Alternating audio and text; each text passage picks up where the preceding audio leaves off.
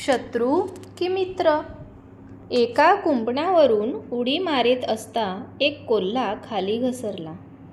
पडता पडता स्वतःला सावरण्याकरिता त्याने एक काटेरी झुडपालाच धरले, पण काटे बोचल्यामुळे त्याचे हात रक्तबंबाळ झाले.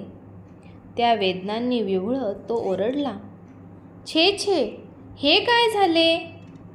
मी मदतीकरिता म्हणून तुझ्याकडे आलो आणि माझी अवस्था अधिकच बिकट झाली. खरं आहे मित्रा, ते काटेरी झुडूप म्हणाले, पण तू मला पकडायला गेलास ही तुझी चूक झाली, कारण येईल त्याला पकडणं हा तर माझा नैसर्गिक धर्मच आहे मुळी. तात्पर्य: